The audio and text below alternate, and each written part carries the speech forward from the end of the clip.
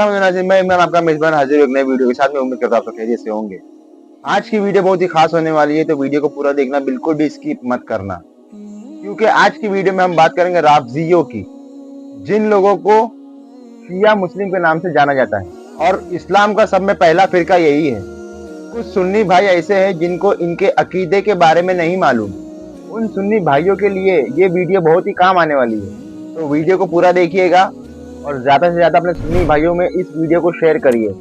Video अच्छी लगे तो लाइक कर दीजिए और मेरे चैनल के ऊपर पहली बार आए हो तो चैनल को सब्सक्राइब कर दीजिए। मेरे चैनल के ऊपर आपको इस्लामिक बयानात और दरगाहों के ब्लॉग्स देखने के लिए मिलते हैं और चैनल को सपोर्ट करिए, सब्सक्राइब जरूर करिए। तो चलिए ज्यादा टाइम नहीं लूंगा, वीडियो को शुरू करते हैं।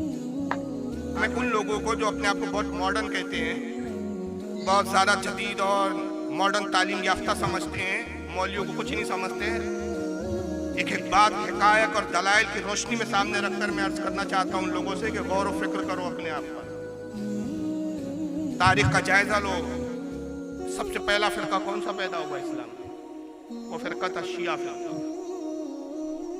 अहले बैत की मोहब्बत का दावेदार बन के उठा, कहा हम अल्लाह के नबी से और अल्लाह के घर वालों से इतनी मोहब्बत करते हैं कि इनके बाद सबकी मोहब्बत पहले नंबर पर अहले बैत, और अहले बैत में सबसे अफजल तरीन हज़रत अली, फिर हज़रत फातिमा, फिर हसन हुसैन। और कहा ये पांच लोग रसूलुल्लाह, हम तो रसूलुल्लाह के कायल हैं, उन्होंने कहा अली, फातिमा, हसन हुसैन ये अफजलियत में, फजीलत में इतने बुलंद है, इतने बाला है, इतने अजीम शान है कि आदम और तमाम अंबिया से अफजल है। अंबिया से अफजल करार दिया। पहले तो ये नजरिया तराशा इस फिरके ने। उस दौर के हमारे बड़े बड़े इमामों ने इनके रद्द किए, इन पे फतवे लगाए कि ये कुफरी अकीदा है, इस्लाम का अकीदा नहीं है। कोई गैर नबी कितना ही बड़ा हो जाए वो किसी नबी के बराबर नहीं हो सकता। ये ज़ाबते हैं, ये उसूल है। वो अपने अकीदे से बात नहीं आए शिया फिरके के लोग। आज भी ये फिरका बड़ी तादाद में मौजूद है, मुख्तलिफ रंग और शक्ल सूरत में आता है। अपने अकीदों को छुपाते हैं लेकिन अंदरूनी तौर पर इसी तरह के अकीदे रखते हैं। लेकिन आज शुक्र मानिए कि इंटरनेट का ज़माना है, मीडिया का दौर है। मीडिया और इंटरनेट ने इनके छुपे हुए अकीदों को, इनके मौलियों की ज़बानी खुलेआम सरेआम कर दिया। ये अकीदा तो यहाँ तक नहीं रुका इनका कि अंबिया सब चले, बल्कि आगे बढ़ते बढ़ते तक ये कह दिया कि असल में अली ही खुदा है जो जमीन पर इंसान की शक्ल में आए। माज़अल्लाह। अब ऐसा शख्स हमारे सामने आए जो अली को खुदा कहे, वो अपने वक्त का आलिम कहलाता हो, मौलाना कहलाता हो, मस्जिद में इमामत करता हो। मैं उन लोगों से कि नमाज किसी के भी पीछे हो जाती है, नमाज में वही सूरतें वो भी तिलावत करेगा, वही कुरान पढ़ेगा जो आप और हम पढ़ते हैं, नमाज का तरीका भी वही होगा, वक्त भी वही होगा। क्या उस शख्स के पीछे भी आपकी नमाज हो जाएंगी जो कहे अली खुदा है? नहीं। लेकिन आपको हैरानी होगी, आप कहेंगे यार हमने तो आज तक सुना नहीं। भाई आपने सुना ही क्या, देखा ही क्या? आप अपने घर के चार दीवारी में कायद है और आप समझते हैं कि वो बोलते हैं ना कि मावरा माजरत के साथ बुरा ना मानिएगा, आपकी ये कैफियत ऐसी है, कोई एक ही मेंढक है और उसी को पूरी दुनिया समझ रखा है। जब कुएं से बाहर आएंगे तो पता चलेगा कि भाई दुनिया में और क्या क्या है। लेकिन मेरी तकरीर की खासियत ये होती है कि मैं जो बोलता हूँ उसको प्रूफ के साथ पेश भी कर देता हूँ। 3 मैं वीडियोस दिखाता हूँ कि ज़रा देख लें इस फिरके का, जो शिया फिरके के आज के जो मौजूदा उलमा है, मौजूदा मौलवी है, वो खुद अली को कैसे खुदा बताते हैं। ज़रा ये इंसाफ को सुनिए। ये शिया फिरके के आलिम है, सरों पर टोपियाँ नहीं लगाते। यही वो लोग हैं जो ताजिए निकालते हुए फिर आपको मुहर्रम में नजर आएंगे, अहले बैत के नाम पे सीने पीटते हुए नजर आएंगे। इनको आप देखोगे तो आपको एहसास होगा कि इनसे बड़ा आशिक है अहले बैत कोई है ही नहीं, इनसे ज्यादा कोई हसन और हुसैन का चाहने वाला कोई नहीं।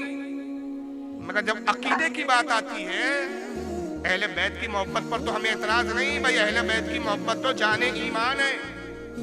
जो नबी के घर वालों से मोहब्बत नहीं करता वो मुसलमान हो नहीं सकता। अल्लाह के नबी के अहले बैत की मोहब्बत कुरान ने हम पर फर्ज और वाजिब करार दिया है। लेकिन मोहब्बत के भी हुदूद होते हैं, दायरे होते हैं। बीवी से मोहब्बत का एक अलग अंदाज होता है, बहन से मोहब्बत का एक अलग अंदाज होता है, माँ से मोहब्बत का एक अलग अंदाज होता है। मोहब्बत के भी अलग अलग अंदाज हुआ करते हैं और सबके हुदूद और दायरे हैं। जिस तरह इंसान अपनी बीवी से मोहब्बत करता है, उस तरह अपनी बहन से उस मोहब्बत का इजहार नहीं कर सकता। जिस तरह बहन और बीवी से मोहब्बत का इजहार करता है, अपनी माँ से उस तरह नहीं करता। सबके दायरे, सबके हुदूद है, सबके तरीके कार है। मगर इनकी मोहब्बत के हुदूद देखिए कितने बढ़ जाते हैं कि अली को खुदा कहते हैं। इसका नाम है आकिब रज़ा ज़ैदी। जरा आइए इसका बयान पहले आप सुने क्या कहता है। सरकारे अबू तालिब ने सोचा अली 13 रजब को फजर के वक्त आया, कि चलो आज वो जो मक्का में पादरी बना बैठा था और हर एक को जायचा बनाता था कि फुला बच्चा कब पैदा होगा, वो किन खसूसियात का मालिक होगा, वो क्या करेगा क्या नहीं करेगा। अबू तालिब कहते मेरे दिल में ख्याल आया, पहली बार ये बात कह रहा हूं। अबू तालिब कहते मेरे दिल में ख्याल आया कि मैं जाऊं और उससे जाकर पूछूं कि बता 13 रजब को फजर के वक्त इस वक्त में आने वाला बच्चा किन सिफात का मालिक होगा। ये सोच कर डीजी खान वालों सोच में ना पड़ना, चलो नजफ और मक्का चलते हैं। अबू तालिब पादरी के पास आए, एहतराम अबू तालिब में पादरी खड़ा हुआ। क्यों आए? अबू तालिब कहते जरा एक जायचा बना, क्या जरा देख तो सही 13 रजब फजर के वक्त इतने बजकर इतने मिनट पर एक बच्चा पैदा हुआ है, बता वो किन सिफात का मालिक होगा। एक बच्चा आया है, बता वो किन सिफात का मालिक होगा। सिफ्तैन कोसा मुझे हैदिया मस्जिद के इस मिंबर की अजमत की कसम, पादरी ने पर्चा उठाया, कागज कलम लिया, एक जायचा बनाया, देखा, फाड़ दिया, दूसरा लिया, बनाया, फाड़ दिया, तीसरा लिया, बनाया, फाड़ दिया, चौथा लिया, बनाया, फाड़ दिया। जब लातादाद जायचे बनाता रहा, फाड़ता रहा, अबू तालिब ने कहा बताता क्यों नहीं कि 13 रजब को इतने बजे जो बच्चा आया वो क्या होगा। पादरी खड़ा होकर कहने लगा अबू तालिब जो वक्त तू बता रहा है उसमें अल्लाह तो पैदा हो सकता है, बच्चा पैदा माशअल्लाह तकफीर। कुछ समझे क्या कहा है इसने। हजरत अली की पैदाइश 13 रजब फजर के वक्त, अली के वालिद हजरत जनाब अबू तालिब। यहाँ तक गुंजाइश है भाई, हालांकि मैं उनकी तकफीर का कायल हूँ, ये वाज़ेह करूँ, क्योंकि यही मसलक आला हजरत का है। कुछ लोग ईमान के कायल हैं, हम उनको भी बुरा नहीं बोलते, अपने अपने नजरियात, अपने अपने ख्यालात। जनाब अबू तालिब अली पैदा हुए, एक पादरी के पास गया, ये कहता है, और जाने के बाद कहा कि 13 रजब फजर के वक्त ये मेरा बच्चा पैदा हुआ है, जरा तू किस्मत के हाल बताता है, नुजूम जानता है, बता इस बच्चे का मुस्तकबिल क्या हो। पादरी ने एक कागज उठाया, जायचा बनाया, जायचा बनाने के बाद कुछ लिखा, फिर कुछ समझ में नहीं आया, फोल्ड किया, फाड़ा, फेंक दिया, दूसरा जायचा बनाया, फाड़ा, फेंक दिया, फिर तीसरा लिया, फाड़ा, फेंक दिया, कई जायचे बनाता रहा, कागज के अंबार लगाता रहा। अबू तालिब हैरान हो, क्या कुछ बताता नहीं, कुछ समझाता नहीं, ये आखिर तू लिख रहा है, फाड़ रहा है, बात क्या है। तो बेसाख्ता कहता है कि अबू तालिब जो साथ तू बता रहा है, जो घड़ी तू बता रहा है इस बच्चे के पैदा होने की, उस घड़ी में उस वक्त में खुदा तो पैदा हो सकता है, बच्चा पैदा नहीं हो सकता, ये पैदा होने वाला खुदा है। अब ये अकीदा क्या इस्लामी अकीदा? कल शिया के पीछे पढ़ लूंगे आप बात, तो आप कहोगे नहीं नहीं नहीं, ये तो खुले गुस्ताख है, ये तो खुले जो है दुश्मन है साहबा कराम के, ये खुले काफिर है। हम कहते हैं अच्छा, छुपे हुए काफिर के पीछे पढ़ लोगे, खुले के नहीं पीछे पढ़ भाई। नमाज काफिर के पीछे नहीं होंगी, चाहे खुला हो या छुपा हो। और अभी इस पे बहुत सारे दलाइल में दूंगा। अभी दूसरे मौलवी साहब को सुनिए, ये उससे बड़ा फंटरबाज आदमी है, नाम भी बड़े अजीब है, हुलिया बड़े अजीब है, सरों पे टोपियां नहीं रहती, इनके ऐसे लगता है कि सड़क के मवाली और उचक्के छिचोरे लोग हैं। नाम है जाफर जटोई, हाँ नाम है भाई, मैं कोई तमस्कर नहीं कर रहा, मजाक नहीं कर रहा, इनका नाम ही है जाफर जटोई। जटवा करके इलाका है पाकिस्तान का, वहां के रहने वाले। अब ये क्या कहते हैं, जरा सुनिए इनकी बात। अभी गाड़ी मेरे पास है, ये चाबी अभी दूंगा, बाकी जितनी जायदाद लाहौर जाकर तुम्हारे नाम लगवा दूंगा। कोई बंदा उठे, कोई उठे, वो मुझे हजरत सलमान फारसी से एक सवाल साबित करे कि कभी सलमान ने अली से पूछा हो, या अली ये तख्त खिलाफत आपका है, छीनते क्यों नहीं? जी उन्हें बतूल का हक नहीं दिया, उनके दरबार में क्यों जाते हो? जो मोहम्मद के जनाजे में नहीं है आप उनके पास बैठते क्यों हो? सलमान के स्टैंडर्ड ही नहीं, सलमान के स्टेटस ही नहीं, सलमान ये बातें पूछता ही नहीं, क्योंकि सलमान को पता है अली मिंबर पे हो या मुसल्ले पे हो, खलीफा अली है। सलमान क्या बातें पूछता है, सलमान क्या पूछता है? सलमान कहते मौला आप कब से हैं? मजबूरी है मेरी, मैं बटन खोलूं, स्वेटर उतारूं, बाहर टूंगूं, बेद भरना, स्पीकर जाकर तुम में फेंकूं, फिर मुझे दाद दोगे। सलमान कहते मौला आप कब से है? अली फरमाते जब से वो है।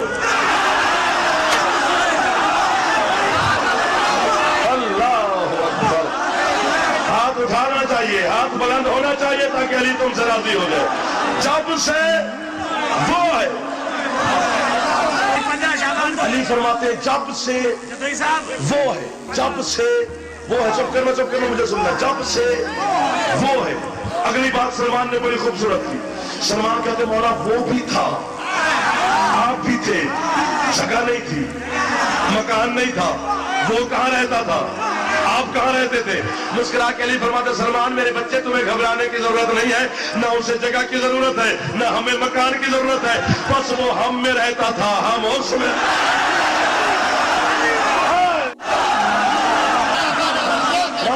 वो हम में रहता था, हम उसमें रहते थे। फरमाते वो हम में रह के हमें ढूंढता रहा,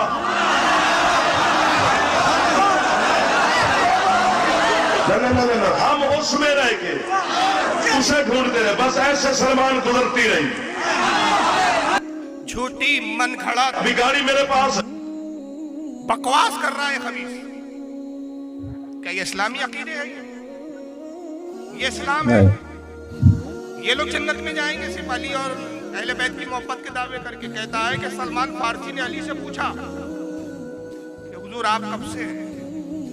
सारी दुनिया जानती है भाई तभी से जब दुनिया में पैदा हुए, उससे पहले आलम अरवाह में हुए। लेकिन खबीस जवाब क्या कहता है कि अली ने जवाब में दिया कि हम तब से है जब से वो है। जबकि अहले सुन्नत व जमात का अकीदा है कि अल्लाह की ही जात अज़ली और अबदी है, वही हमेशा से है, हमेशा था, हमेशा रहेगा। उसके अलावा जितनी चीजें हैं, जितनी मखलूकात है, अल्लाह गैर, हादिस और सब हादिस। हादिस का मतलब पहले थे नहीं, फिर वजूद हुआ, फना हो जाएंगे। आप पहले थे, बोलो, अभी हैं, और बाद में क्या होंगे आप और हम? हमेशगी की जिंदगी नहीं है। मगर जब हम नहीं थे तब भी अल्लाह था, बेशक हम ना होंगे तब भी अल्लाह की साथ होंगी। उसकी जात गैर हादिस, अज़ली अबदी, हमेशा से था। उसकी मौजूदगी, उसका होना वाजिबुल वजूद है, वाजिब है उसका होना। उसके अलावा कोई ऐसी जात है ही नहीं कि जो उसकी अज़ली और अबदी सिफत में उसका शरीक हुआ। और ये खुला शिर्क है। मगर ये मौलवी कहता है कि अली ने कहा कि हम तभी से जब से वो है। तो फिर कहता है खबीस के हज़रत सलमान ने दूसरा सवाल किया और कहा कि तभी से है जब से वो है, तो मकान तो था नहीं, जगह तो थी नहीं, कायनात तो थी नहीं, न ज़मीन थे, न आसमान थे, कुछ था ही नहीं, तो अल्लाह और आप फिर कहाँ रहते थे? तो नऊज़ बिल्लाह मिन ज़ालिक खबीस कुफ्र बकते हुए कहता है कि अली ने जवाब दिया कि हम उसमें रहते थे, वो हम में रहता था, और हम उसमें रहकर उसको ढूंढते थे, वो हम में रहकर हमको ढूंढता था। बस ऐसी गुजर रही। तो कल क्या इन इलाकों की मस्जिदों में चले जाऊंगे तो नमाज पढ़ लूंगी इनके पीछे भी? बिल्कुल नहीं। और एक तीसरी क्लिप देख लें, उसके बाद फिर मैं उन लोगों की तरफ आऊंगा जिनसे आपका और हमारा वास्ता पड़ता है। हो सकता है आप बाद में कहेंगे कि भाई इनसे तो लेना देना नहीं, इनकी मस्जिदें हमारे इलाकों में नहीं, इनके लोग हमारे इलाकों में नहीं। बताना ये चाहता हूँ कि इस्लाम के नाम पर ऐसे फिरके मौजूद है। ये आपकी किस्मत अच्छी है कि आपके इलाके में नहीं है, वरना ये पिलपिलाट तो ऐसी है हमारी कि अगर ये होते तो शायद इनकी भी मस्जिद में आप चले जाते। अब जरा तीसरे साहब को सुन लीजिए। इनका नाम है खुमैनी अपनी किताब सिरुसलात में लिखते हैं, खुमैनी अपनी किताब सिरुसलात में लिखते हैं, इमाम के कौल के साथ कुछ भी नहीं बचेगा। सूरज, चांद, सितारे, नजम, कवाकी, वो रूहें, जिन्स, इंस, फरिश्ते, कुछ भी नहीं बचेगा, सिर्फ अल्लाह। अल्लाह रह जाएगा, अल्लाह हुई होगा, बस और कुछ नहीं होगा। हर जगह हु होगा, हु का आलम होगा, सिर्फ अल्लाह रह जाएगा। जब वो अकेला रह जाएगा तो मैंने कहते अकेले में उसका दिल घबराएगा।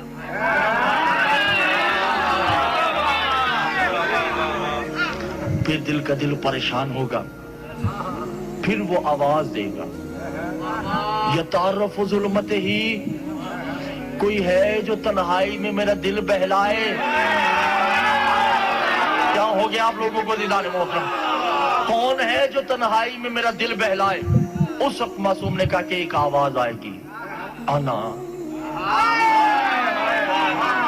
अंतल कल्बुल हुलूब, हम है ना तेरा दिल बहलाने के लिए। तो उस वक्त अल्लाह कहेगा आईना आईना, ये आवाज कहां से आई है? अल्लाह कह रहा है जिससे कोई शय पोशीदा नहीं, वो कह रहा है आवाज कहां से आ रही, ये आवाज कहां से आ रही है? काना अली, मैं अली हूं। इधर से आवाज आएगी आना मोहम्मद, मैं मोहम्मद हूं। इधर से आवाज आएगी आना फातिमा, इधर से आवाज आएगी आना हसन, इधर से आवाज आएगी आना हुसैन। हम पांच है ना तेरा दिल बहलाने के लिए। उस वक्त अल्लाह जिसका चेहरा नहीं मुस्कुरा के कहेगा मैंने तो ये कहा ही नहीं कि तुम मेरा दिल बहलाओ, तुम तो मैं हूं।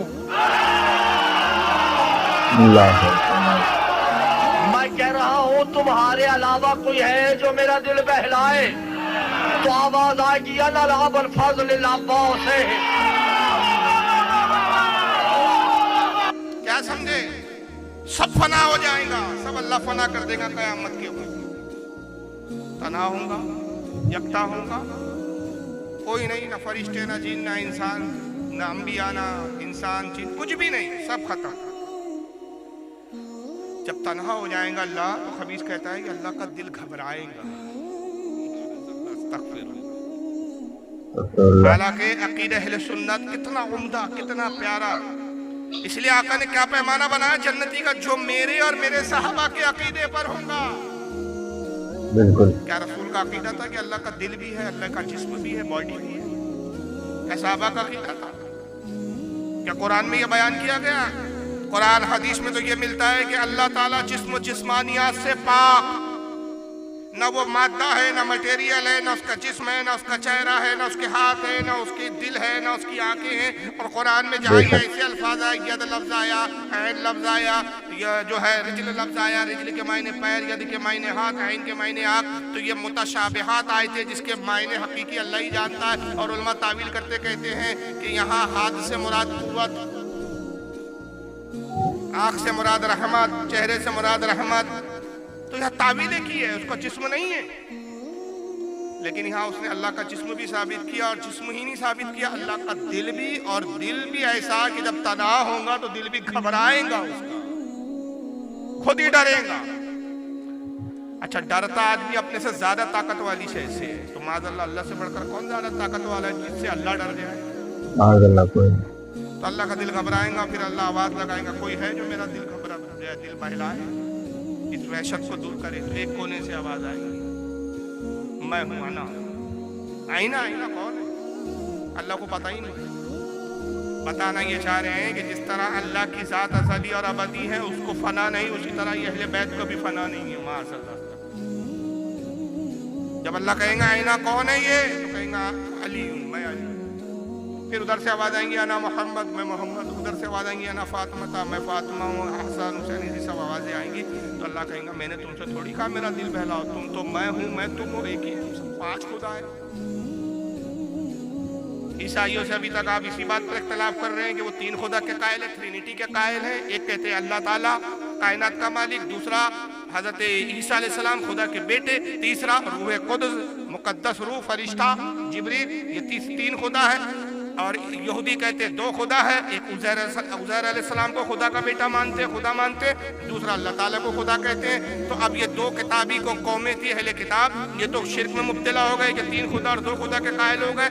ये मुसलमान कहलाते हैं, इस्लाम का दावा है, शरीयत नबी का दावा है, अहले बैत से मोहब्बत का दावा है, और पांच खुदा बता रहे हैं। अल्लाह कहेगा मैं तो मैं ही हूँ, तुम तो तुम, और मैं सब एक ही है, तुमसे थोड़ी कहा। तो फिर आवाज आएंगी आना अबुल फजल अब्बास, मैं अब्बास अलमबरदार हूँ, मैं हूँ ना तेरा दिल बहलाने के। फिर वो दिल बहलाएंगे। क्या जहलत है यार, क्या कुफरियात है। इसके कुफर होने में, ऐसी बकवासात के इस्लाम के खिलाफ होने में, और ऐसे लोगों के जहन्नमी होने में क्या शक है? और अगर इस पर भी शक है तो फिर आप किस किस्म के मुसलमान हैं यार? फिर आपने नबी का कलमा पढ़ा भी या नहीं पढ़ा? आप पे भी डाउट होने लग जाएगा। कैसों के भी पीछे आप नमाज पढ़ो। तो मैं क्योंकि इस वक्त मौजूद है, मैंने बताया, वरना बहुत से फिरके ऐसे थे जिनके अकायद बड़े खतरनाक रहे, उसमें तो कुछ खत्म हो गए, जैसे खारजी फिरका जो माज़अल्लाह हज़रत अली को काफिर कहता था, सहाबा इकराम को काफिर कहता था। अब ये फिरका उम्मन नहीं पाया जाता। कदरिया फिरका जो तकदीर का मुनकिर था, जबरिया फिरका जो कहता था कि बंदा मजबूर है, सिर्फ तकदीर के हाथों बंधा हुआ है, मुर्जिया फिरका जो कहता था कि एक बार मुसलमान बन जाओ कोई गुनाह नुकसान नहीं पहुंचाएगा, सीधा जन्नत, चाहे जिना कर लो, चाहे चोरी कर लो, कुछ भी कर लो, बस कलमा पढ़ लिया आप डायरेक्ट मुसलमान हो गए, डायरेक्ट जन्नती हो। मुर्जिया फिरका पैदा हुआ, मुजस्समिया फिरका पैदा हुआ, जिसने कहा अल्लाह जिस्म रखता है, बॉडी रखता है। और इसी फिरके की जो तबलीग सबसे बढ़कर जिस शख्स ने की, अब्दुल अली इब्न तैमिया था, जिसके बाद में मानने वाले अहले हदीस कहलाए। और आज भी अहले हदीसों का ये अकीदा है कि अल्लाह जिस्म रखता है, हाथ पैर कान नाक है, और अपने जिस्म के साथ अर्श के ऊपर बैठा हुआ है। नौज़ुबिल्लाह। और अब्दुल हलीम इब्न तैमिया की ही तालीमात को 1115 में पैदा होने वाला एक शख्स मोहम्मद इब्न अब्दुल वहाब नजदी, उसने इसकी तालीम को आम किया फिर, और यही फिरका बाद में वहाबी फिरका कहलाया। फिर वहाबियों में दो शाखें हो गई, एक देवबंदी कहलाए, एक अहले हदीस कहलाए। आपके हमारे इलाकों में ज्यादातर जो पाए जाते हैं वो देवबंदी पाए जाते हैं। देवबंदियों में सबसे बड़ा आलिम जिसको मानते हैं देवबंदी हजरात, वो है मौलवी कासिम नानतवी। नाम सुना है कि नहीं उनका? हाँ? आप ही के यूपी में एक इलाका है सहारनपुर। सहारनपुर में एक मदरसा तामीर किया इन्होंने, जिसका नाम है दारुल उलूम देवबंद। उसके बानी बताए जाते हैं। खुद इनके ख्यालात और इनके नजरियात क्या थे, आइए जरा एक किताब मैं आपके सामने रखता हूँ, और इस वक्त मेरे पास ओरिजिनल टेबल पर है, मौजूद है। तो अकीदे में ये भी किसी तरह शियाओं से कुछ कम नहीं है। सवाने कासिमी किताब है, स्क्रीन पे देख लीजिए, और ये है इस वक्त हाथ में। सुबह तक हूँ मैं, यहाँ से मैं 12 बजे निकलूंगा कल, यानी आज पूरी रात, और कल दोपहर 12 बजे तक हूँ। किसी को भी शक हो, डाउट हो, मेरी क़याम गाह पर तशरीफ ले आए, असल किताब को देख ले। अगर ये लगे कि नहीं स्क्रीन पे बनाई हुई है, कि कुछ बदअकीदा क्या कहते हैं, नहीं वो साहब स्क्रीन पे जो दिखाता है ना फारूक रज़ी, वो सब बनाई हुई रहती, झूठी रहती है। अरे खबीसो, झूठी नहीं रहती है, ओरिजिनल किताब रहती है। इसी का फोटो स्कैन करके स्क्रीन पे दिखाया जाता है, ताकि जबान से जो नहीं मानते उन अंधों को देखने के बाद तो कम से कम यकीन आ जाए। और इस पर यकीन ना हो तो असल भी लेकर साथ में रखता हूँ कि असल देख लो। तो कितनी बातें तुम्हारे यकीन के लिए हम साबित सामने रखेंगे, तब यकीन करोगे। कासिम नानतवी साहब जो दारुल उलूम देवबंद के आलिम फाजिल, बहुत बड़े तुर्रम खा माने जाते हैं, दारुल उलूम देवबंद जिन्होंने बनाया, उनकी सवाने हयात लिखी गई उन्हीं के शागिर्द, उन्हीं के खलीफा सैयद मनाजिर हसन गीलानी ने। जिल्द नंबर 1 है, सफ़ा 131 पर इनके एक बचपने का वाक़या क्या लिख रहे जरा सुनिए, देखिए बड़ा कर रहा हूँ मैं। कहते हैं मौलवी साहब यानी हजरत नानतवी ने अय्याम तिफली में, अय्याम तिफली यानी बचपने के आलम में ये ख्वाब देखा था कि गोया मैं अल्लाह जल्ले शानहू की गोद में बैठा हुआ हूँ। किताब तो आज भी छाप रहे हैं आप। अब जिस फिरके का बानी अल्लाह की गोद में बैठना अब अपने आप का बता रहा हो, ऐसे लोग भी मुसलमान हैं, इनके पीछे भी नमाज हो जाएंगी। तो फिर नमाज क्या मजाक है कि योगा है? योगा समझ रखा है आपने, किसी भी पंडित के पीछे जाके योगा कर दो, एक इबादत है, और इबादत के कुछ तकाजे हैं। आज तक तो आपने यही सुना है कि नमाज के लिए वुजू फर्ज है या नहीं है? बोलिए। बहुत गुमसुम बैठे हैं आप लोग। बात मेरे आपकी समझ में आ रही है कि नहीं मेरी? हालांकि मेरी तबीयत बिल्कुल नासाज है, आज ब्लड प्रेशर थोड़ा धूप की वजह से बहुत हाई हो गया है। दिन भर मैं सुस्त पड़ा रहा रूम पर, किसी से बातचीत भी नहीं कर रहा, हालांकि बहुत ज्यादा बात करने वाला हूँ, खामोश रहता नहीं हूँ, लेकिन जो आ रहा बात करना चाह रहा, मेरा दिल ही नहीं चाह रहा था किसी से बात करूँ। मैंने कहा यार तबीयत ठीक नहीं है, जितनी एनर्जी बचा लूंगा तकरीर में इस्तेमाल कर पाऊंगा। तो आप बोलते रहे ताकि मेरा जोश थोड़ा सा बढ़े और बरकरार रहे, वरना आप खामोशी से सुनेंगे तो मेरा भी जो है पावर जो है कम हो जाएगा। तो नमाज के लिए क्या फर्ज, पहली चीज क्या है जरूरी, वजू फर्ज है या नहीं है? कुरान में हुक्म है ना। अब मैं आपसे एक सवाल करता हूँ, बहुत छोटा सा सवाल। आपके मस्जिद का सुन्नी सही अकीदा इमाम, आशिक रसूल, मुत्तकी और परहेजगार इमाम, मुत्तकी भी है परहेजगार भी है, सुन्नी भी है, सही अकीदा भी है, बहुत बड़े आलिम फाजिल भी हैं। उन्होंने नमाज पढ़ाई और उनके पीछे तकरीबन 1000 लोगों ने नमाज पढ़ी। नमाज खत्म करने के बाद मौलाना साहब ने ऐलान करते हुए कहा, हजरात माफ़ी चाहता हूँ आपसे हाथ जोड़कर कि जब मैं नमाज के लिए खड़ा हुआ दौरान नमाज मुझे याद आया कि मेरा वुजू नहीं है। नमाज शुरू करते वक्त तो मेरा ख्याल था मैं वुजू बनाकर आया हूँ, वुजू से हूँ, लेकिन मैं सोचता रहा तो बीच नमाज में मुझे यकीन हो गया कि नहीं, मेरा तो वुजू ही नहीं है, बिना वुजू के मैं नमाज पढ़ा रहा हूँ। तो मैंने ये जो नमाज पढ़ाई है बगैर वुजू के पढ़ा दी है। अब आप बताइए, इतना इल्म तो आप भी रखते होंगे, जब इतना इल्म रखते कि सबके पीछे हो जाती, तो इतना इल्म तो रखते होंगे आप, जब इतने आलिम हैं, इतने बड़े फाजिल हैं, कि बताइए बगैर वुजू किए हुए इमाम के पीछे आपकी नमाज हुई या नहीं हुई? बोलिए, नहीं हुई। और मैं आपसे कहूँ कि भाई आपका जो उसूल है ना कि हमें तो अल्लाह की इबादत करनी है, उसका अकीदा उसके साथ, हमारा अकीदा हमारे साथ, तो यहाँ उसूल क्यों नहीं अपनाते? उसका वुजू उसके साथ, मेरा वुजू मेरे साथ। ये उसूल यहाँ का खत्म हो गया भाई। अभी तो आप कह रहे कि नहीं नहीं इमाम का वुजू नहीं तो हमारा वुजू, हमारी नमाज नहीं। अरे भाई इमाम का वुजू इमाम के साथ, आपका वुजू आपके साथ, लेकिन इतनी शरीयत तो आप भी समझते हैं कि इमाम भी बावुजू हो तो ही मुक्तदी की नमाज होंगी। अब मैं दूसरा आपसे जवाब देते हुए अर्ज करूं कि जब आप कह रहे हैं कि बगैर वुजू वाले इमाम के पीछे नमाज नहीं होती, तो जिस इमाम का वुजू ना हो उसके पीछे नमाज नहीं होती, तो जिस इमाम का ईमान ही ना हो उसके पीछे कैसे नमाज हो जाएंगी? बिल्कुल बिल्कुल। क्या वुजू बड़ा है कि ईमान बड़ा है? ईमान बड़ा। जनाब याद रखिए, हर चीज कुछ चीजों के अल्टरनेट होते हैं, जिसको अंग्रेजी हम सब्स्टिट्यूट भी बोलते हैं। भाई ये नहीं तो इससे काम चला लो। जैसे अल्लाह के नबी ने कहा कि रोजा इफ्तार करना अफजल और बेहतर है कि कुछ खजूर से इफ्तार करो, खजूर ना मिले तो पानी से इफ्तार करो। अब ऐसा नहीं है खजूर मिली नहीं तो वो रोजा ही नहीं इफ्तार करे, नहीं खजूर ही नहीं जाने तो आज रोजा ही नहीं इफ्तार करता, ऐसा तो होगा नहीं, सब्स्टिट्यूट है। वुजू के लिए पानी जरूरी है और पानी ना मिले तो नमाज का वक्त हो जाए और पानी ना मिले, पानी है ही नहीं, तब क्या करेंगे? क्या सब्स्टिट्यूट है शरीयत में? क्या अल्टरनेट है? तयम्मुम। और ईमान ना हो तो क्या अल्टरनेट है? क्या सब्स्टिट्यूट है? कुछ नहीं। ईमान का सब्स्टिट्यूट नहीं होता। ईमान का नैमल बदल और रद्दम जो है दूसरा उसका नैमल बदल नहीं होता। ईमान ईमान है, ईमान से सारी इबादतें, सारी चीजें, सारे अमाल वाबस्ता है, और ईमान नहीं तो कोई अमल कबूल नहीं। अब जिनका अकीदा ये हो कि रसूलुल्लाह सल्लल्लाहु ताला अलैहि वसल्लम माज़अल्लाह और हजरत अली ये खुदा की जात में शरीक है, तो उनके पीछे नमाज नहीं होंगी, तो फिर इनके पीछे कैसे नमाज होंगी कि जो खुद खुदा की गोद में जाके बैठ गए थे, ये भी तो खुदा की जात में शरीक होना बता रहे हैं। अच्छा फिर यही मामला नहीं था, इसी किताब में आगे एक और वाक़या लिखा गया है। इनके पीरो मुर्शिद थे हाजी इमदादुल्लाह महाजिर मक्की। वाक़या बहुत लंबा है, मैं अपनी ज़बानी मुख्तसर सुना रहा हूँ, हवाला दिखाने और चेक कराने की जिम्मेदारी मेरी। स्क्रीन पे आपके सामने 3 सफ़ों का असल में वाक़या, पूरा पढ़ूंगा तो बहुत वक्त लगेगा, मैं मफ़हूम उसका बयान कर दे रहा हूँ। हाजी इमदादुल्लाह साहब इनके पीर साहब थे, कासिम नाना तवी साहब के, जो देवबंद के बानी, और इसी से भी तबलीगी जमात की शाख निकली।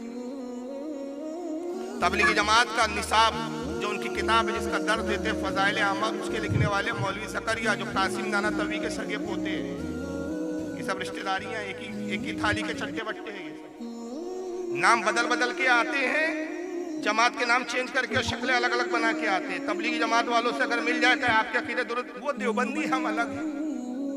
देवबंदियों को पकड़ो भाई तबलीगी जमात वाले, ऐसा नहीं, वो अलग है हम अलग है। यानी कि वक्त आने पे अपने बाप का भी इनकार कर देते हैं। अजीब कौम, अजीब लोग हैं।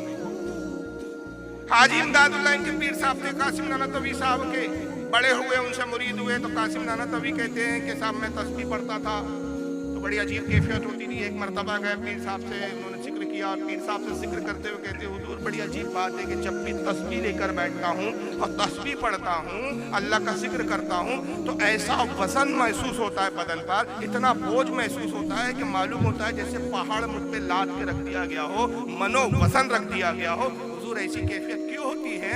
तो हाजी इमदादुल्लाह साहब बेसाख्ता कहते हैं, मौलाना मुबारक हो, ये तस्बीह के वक्त जो बोझ महसूस होता है, ये वो ही बोझ है जो रसूलुल्लाह के वही के नुज़ूल पर हुजूर को महसूस होता था।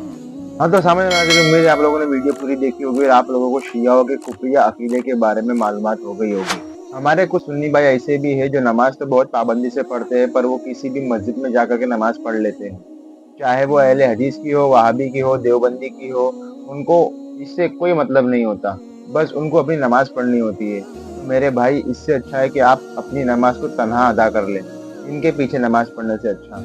जिनका कुफरिया अकीदा है, जो नबी सल्लल्लाहु अलैहि वसल्लम के गुस्ताख है, जो सहाबा के गुस्ताख है, उनके पीछे नमाज पढ़ने से अच्छा है कि हम अपनी नमाज को तन्हा अदा कर लें।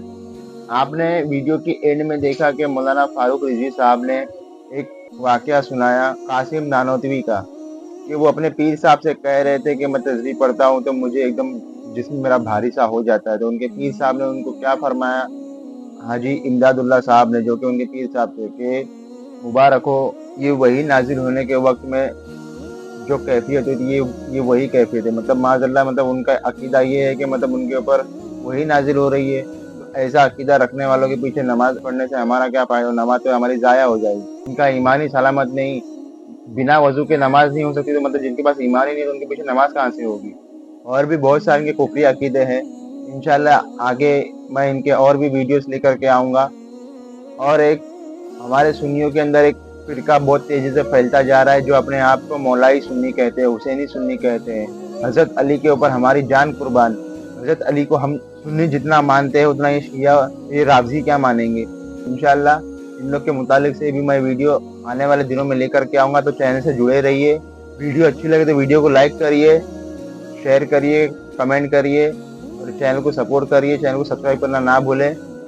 मिलते हैं अगली वीडियो में, तब तक के लिए अस्सलाम वालेकुम।